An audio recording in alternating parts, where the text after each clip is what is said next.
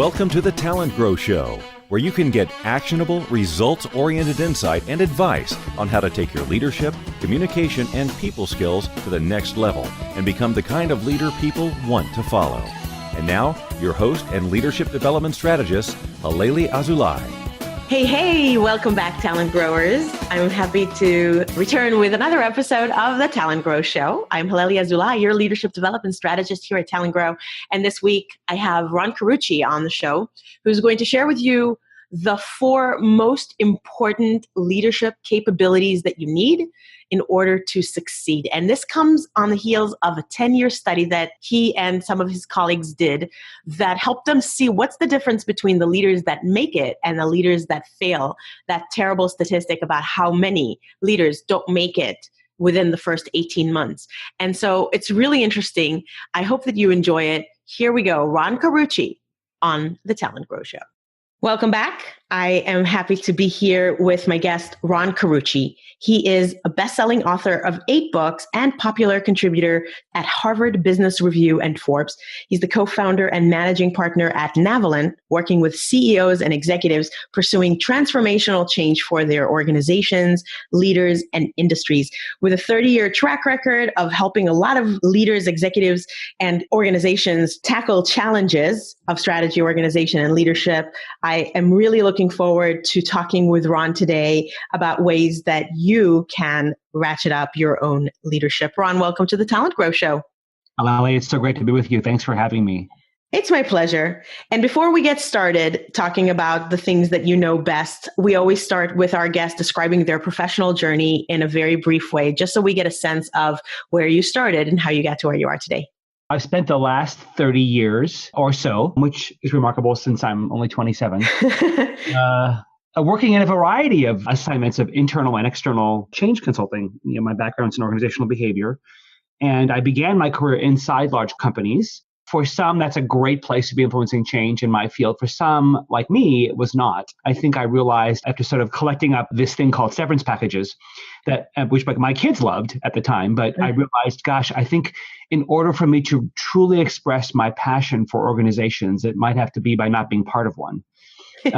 And so there are some types of influence best left to outsiders. And I think, ancient wisdom says you can't be a prophet in your own land. And I think I discovered that to be true.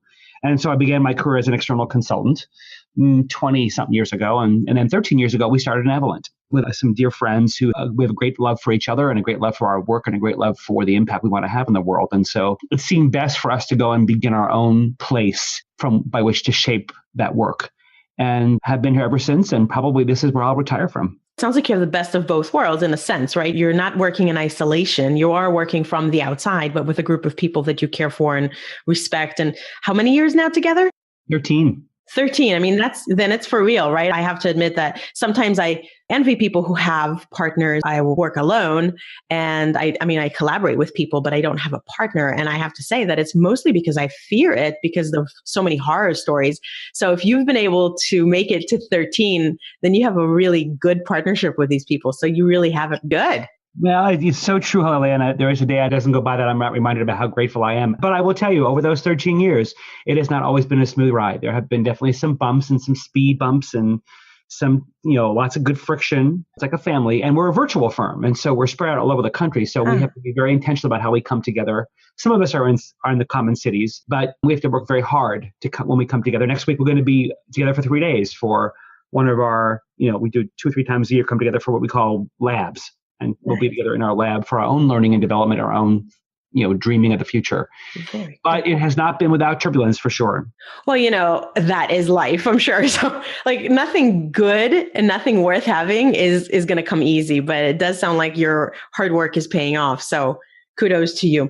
Well, let's talk more about some of the work that you've done, because it's impressive that you have completed a 10-year longitudinal study on executive transition. First of all, just to stick at anything for 10 years is already remarkable. And also a lot of times, we don't really, people throw around advice, but it's not based on a study or any kind of data. So you've studied a lot of different organizations, a lot of different executives, because the statistics are pretty abysmal that only only or more than 50% of leaders fail within their first 18 months. And you try to discover and uncover what actually differentiates the successful leaders, the ones that do make it, from the ones that don't. And you described it in your book, your Amazon #1 best-selling book, I should say, Rising to Power, that you co-authored with Eric Hansen. And also this was actually something that was flagged by Harvard Business Review as one of 2016's ideas that mattered most, which is cool. So I know that the listeners are probably dying to know, what are those differentiating capacities or capabilities that you discovered helped the successful leaders stick to it versus the ones that failed? It was a very rewarding but also painful study to find out some of the landmines that organizations put in the way of leaders, right? It was our first shock was that any of them are succeeding, given how difficult and how perilous the journey on the way up can be. And so for your listeners, especially many of them who reside in the middle of organizations, this is especially important because those that distinguish themselves when they stuck the landing in higher jobs didn't start there, right? They began their careers where your listeners are and began working on these capabilities then. These are all learnable things. That's a good reminder. The hard part about the research was we had our research team do 99 different regression analyses on this data because of all the different ways we cut the data up, these 4 patterns kept recurring and distinguishing these folks that actually thrived at the top. But the issue for me was they were actually good at all 4 of them. Those that were good at 3 of the 4 of them, of the 7 or 8 different dimensions we were studying, also were in the failure group. And I didn't want to have to say, you got to nail all 4 of these, because it felt like, well, then, is Jesus available for the job? Because who else could do this? But the great news was, first of all, my research team said, enough. It's not going to change. This is what it is. This is what the data says. You can't ignore it. But the good news was they were learnable. These were not some mysterious genetic code that set these folks apart. These were 4 hard-won muscles that they had worked hard for. And here's what they were. So the first one we called context. These were the leaders that could actually read the environment around them. They knew that they had as much to adapt in themselves as they had to change in the environment around them. They were curious. They read patterns in their cultures and their organizations. They spotted trends in their industry. They cultivated their own curiosity to wonder, why is this the way it is? Rather than other leaders who assumed they had an answer, who assumed they had a solution that other people needed, and then just worked hard to slap that answer on other people. These leaders started with that posture of I don't know versus I already know. The second one we called breadth. These were the leaders who understood that organizations are all parts of a whole. And especially when you're in the middle, it's very easy to feel siloed and isolated in the one swim lane you're in. But these leaders understood that as you get higher in an organization, you have to stitch the seams, right? The challenges, I'm sure that for your listeners, the challenges they have, they probably would point to some adjacent organization, some adjacent teammate, or some other place where they have to cross borders and coordinate where difficulties happen. Breadth means you can stitch the seams. You can go from playing first chair to conducting. You can coalesce an organization and bring places where people are being pulled apart. You can bring them together. The third dimension was choice. So these were the leaders that could make really hard choices. They were not afraid of saying no. They knew that part of their job was to disappoint people. So they didn't dole out too many yeses. They participated in decisions with the right amount of data and intuition and inclusion of others, and narrowed the focus of the organization on just a few things in order to be successful. I'm sure one of the greatest pains for your listeners is that they often have to translate direction from the top into everyday work for people at the bottom. And the amount of competing priorities, conflicting direction, way too many overstaffed resources makes their job unusually painful. Yes. And those that could succeed were able to, in fact, narrow the focus and say no. They weren't so consumed with pleasing other people or making them happy that they doled out way too many yeses. And the last dimension was, not surprisingly, what we called connection. So these people had amazing relationships, deep, trust-based relationships of credibility with their bosses, their peers, and their direct reports all around them. These are the people, and every organization has them, that everybody wanted to work for. And one of the very particular distinguishing features of how they established relationships was that they prioritized their stakeholders, not by those they needed something from, but by those they could make successful. They went out of their way to find ways to help others succeed, to put others' ambitions on their agenda. They asked, well, what can I do to help? How can I advance your priorities? Rather than only cherry picking what they needed from other people. So as you can see, 4 very complex, robust dimensions, any one of them difficult to master, all 4 of them certainly very masterable, but now is the time to start. You can start learning these things. You can start preparing yourself for these things so that when you get to your first senior director or vice president role, you're ready for it. Very interesting. Wow. I want to ask you so many follow-up questions about all of them. I'm curious that you chose the word context as you were describing curiosity. So how is it different? Like it sounds like they were curious about what else is going on outside and took a posture of not knowing or assuming that they don't know. And is it more that the curiosity drove them to get better context for their decisions or their relationships or the direction? Well, so often, Halelly, leaders' decisions are devoid of context, right? This is especially true for outsiders or people taking on new assignments.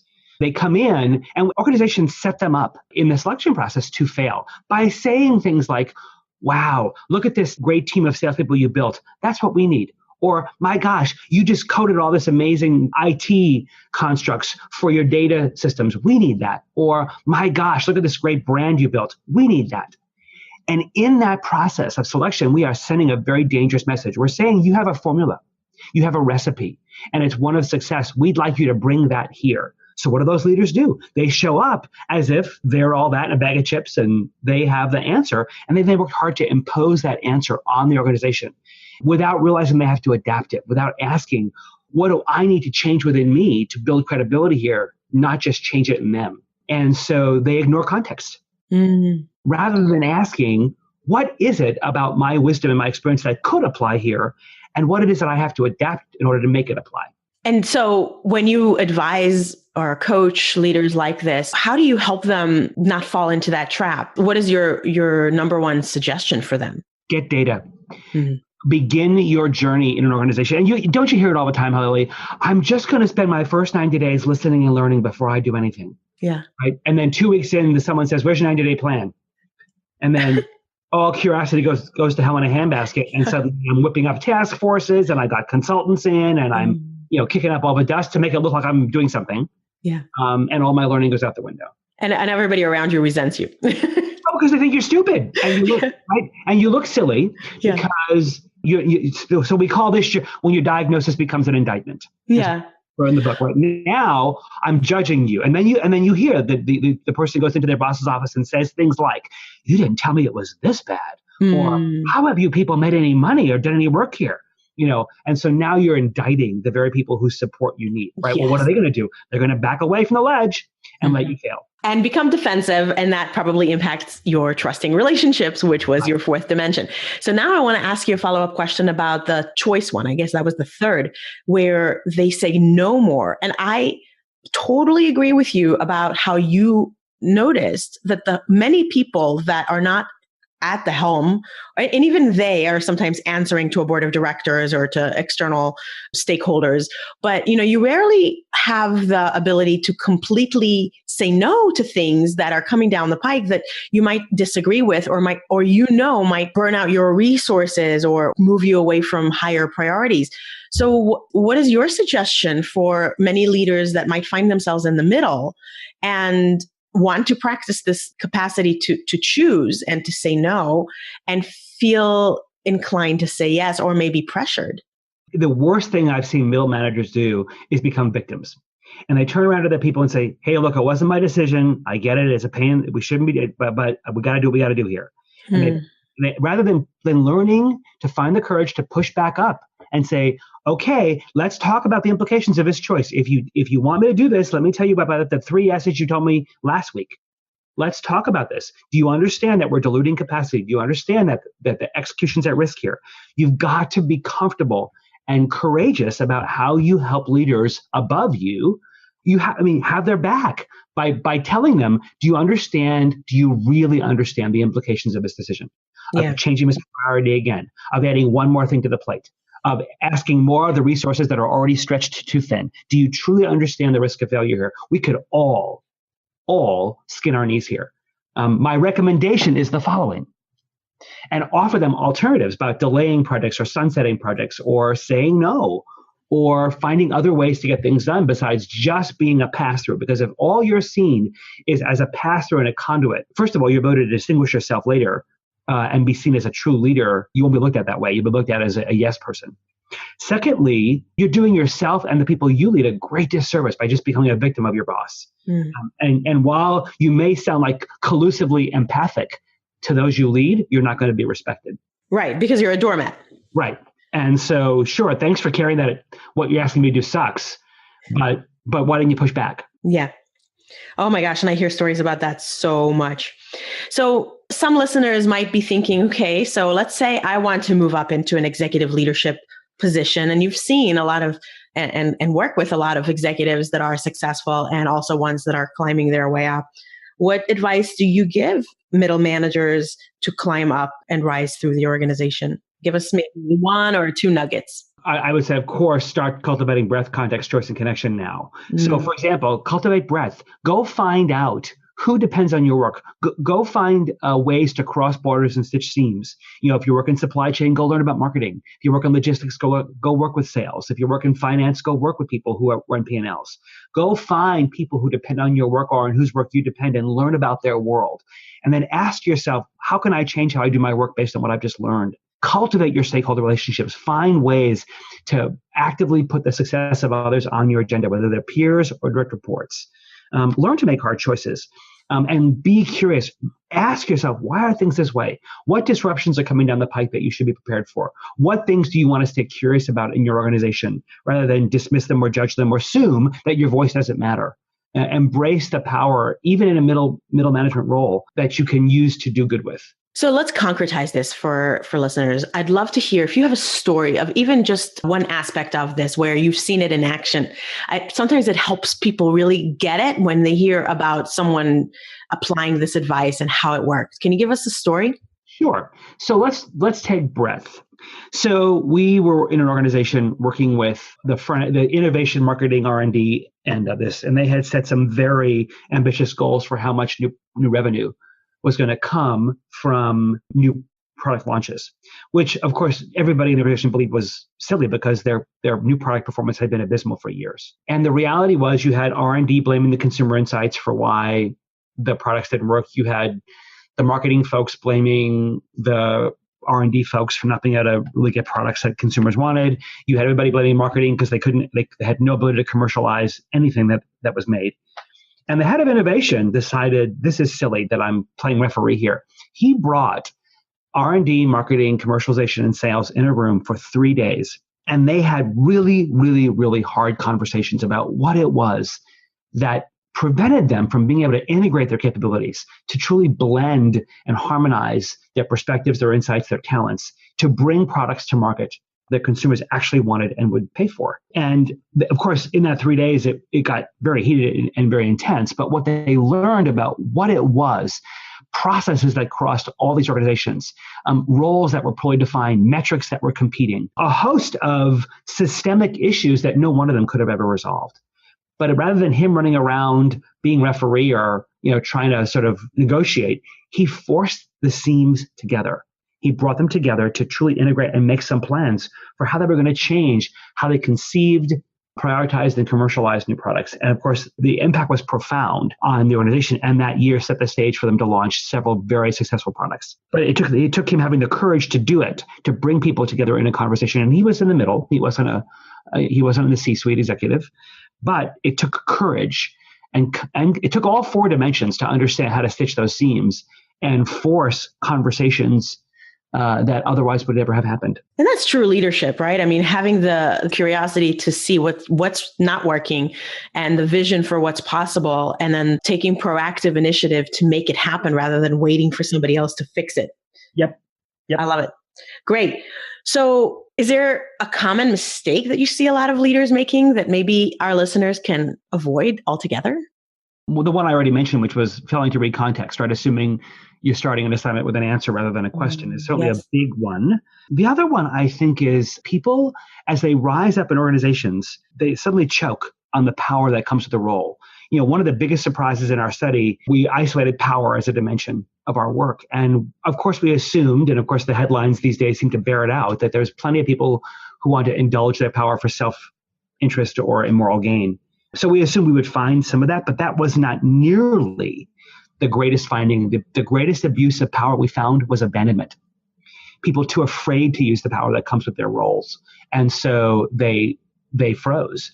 And so, if you're somebody who is uncomfortable exerting your will on others, learn to be comfortable with that now, because as you rise up, your reach extends and you have the chance to do amazing things. You have the chance to right wrongs, to bring justice to your organization where injustice has prevailed. But get comfortable with the idea of exerting that kind of influence now, because otherwise you'll choke when you get there. That's interesting. I am surprised as well.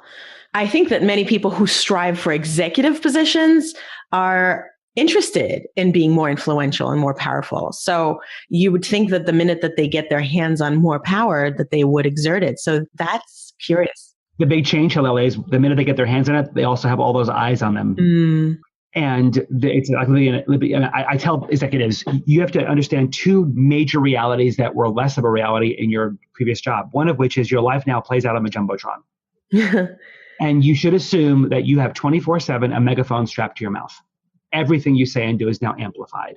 And people will distort you. They'll concoct you. They'll have versions of you in their head, especially if you lead people, in remote locations or in other parts of the world where you're not immediately accessible. Now there are versions of you that you have to figure out which you can control and which you will never control. But for many leaders, that is so disorienting and so off balancing that they freeze.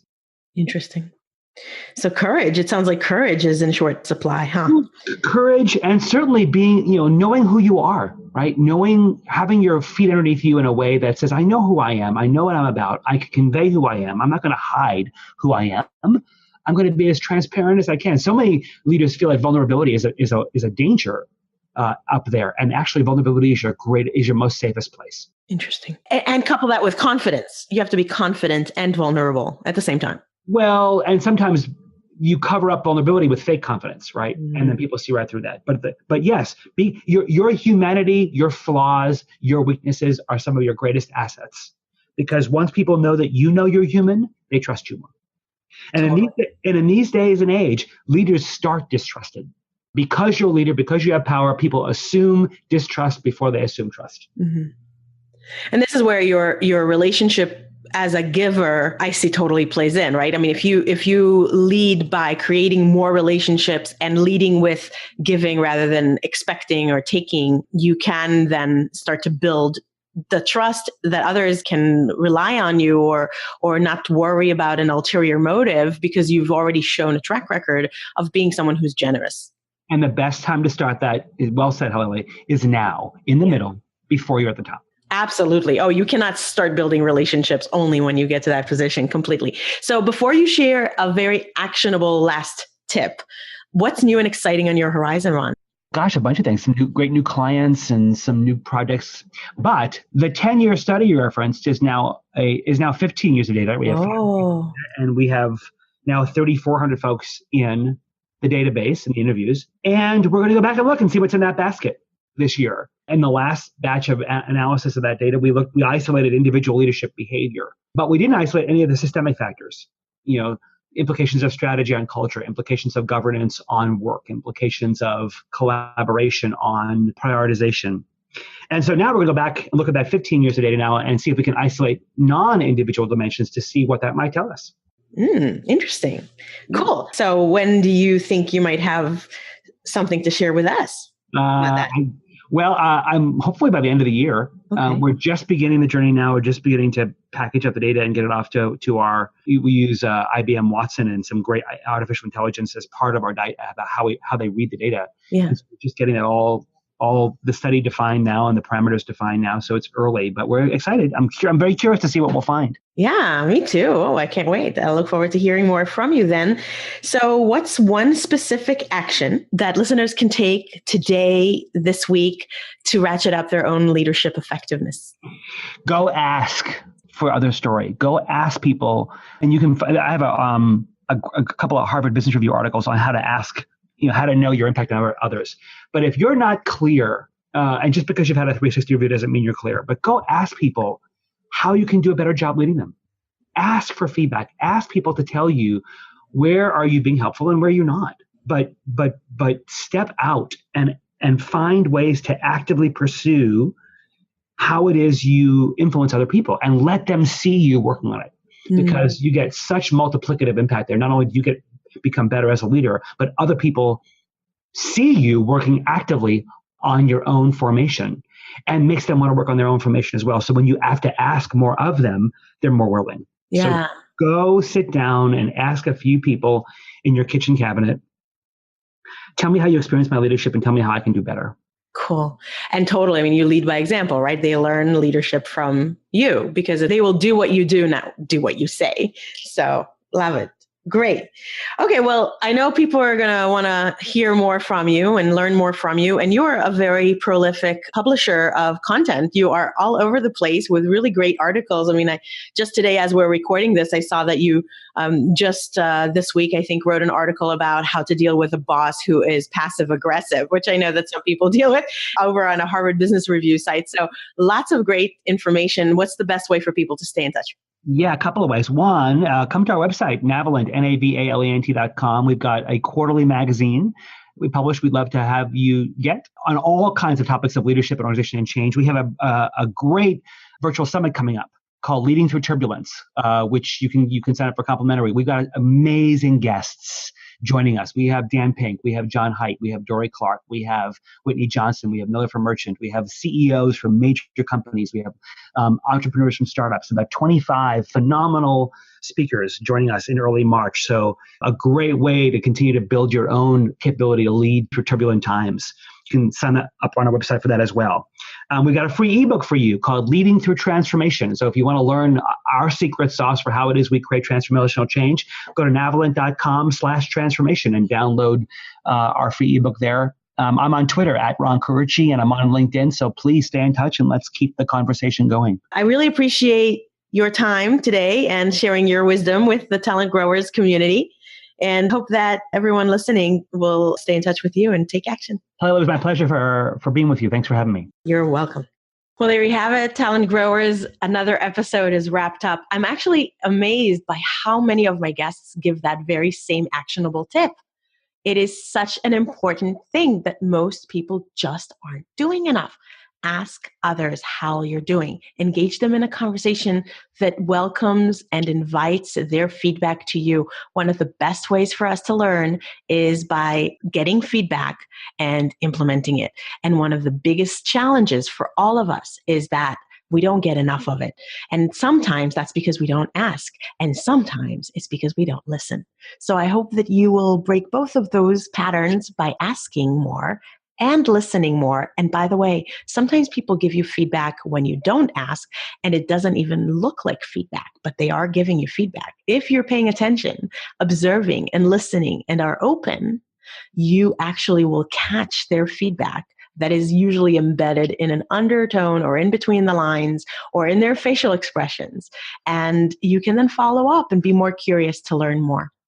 Well, I hope that you've enjoyed this episode of the Talent Grow Show. I hope that you will give us a review on iTunes and a rating. That is something that will help us be discovered by even more people that are looking to be the kind of leader people actually want to follow. And that will get the work that I'm doing and all of my guests that are on the show to more people so that more people can become good leaders. And that is something that you can do by leaving a review on iTunes. How easy is that? It takes like 4 minutes, 1 sentence, 2 sentences, 3 sentences at most. And if you do leave me a review, I'd love to feature you on one of the next shows. I'll read your review. Wouldn't that be cool? All right, you do it, okay? Go do it now, or when you're done driving, whatever it is that you're doing. Well, that's it for this show. I'm Halelly Azulay, your leadership development strategist here at Talent Grow. And the show notes is where all the links and all the things we mentioned are going to be found. That is at talentgrow.com/podcast/episode 77. So thank you to you for listening. I really appreciate you. And until the next time, make today great.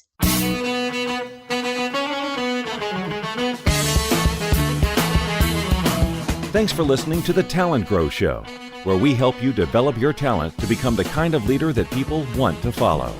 For more information, visit talentgrow.com.